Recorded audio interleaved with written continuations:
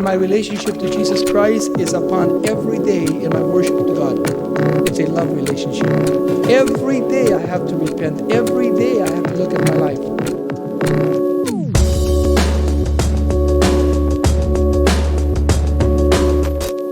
I cannot depend on what I did yesterday for God. I have to depend on what I'm doing for Him today. What is my love to God today? Not what I had to love yesterday, but what is today and what is going to be tomorrow. That's biblical.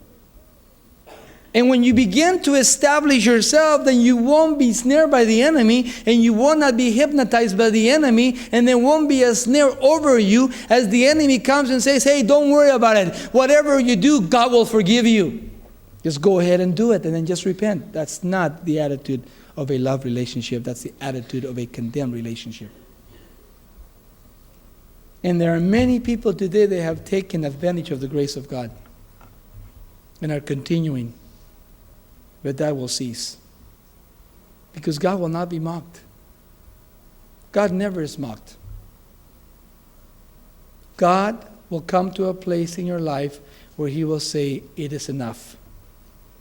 The line has been crossed. And this is where it stops. And we need to realize, every single one of us, that every one of us has grace according to His will, not according to everybody's will, and everyone is different before God. Every one of us are different in temperament, and I thank God that He did not create robots, but He gave us, every one of us, differently.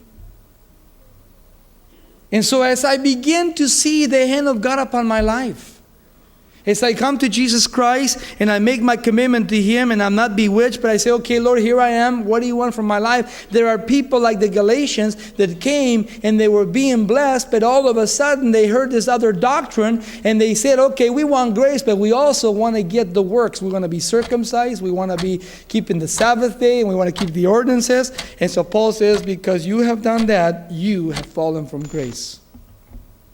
And if you've fallen from grace, you shall perish.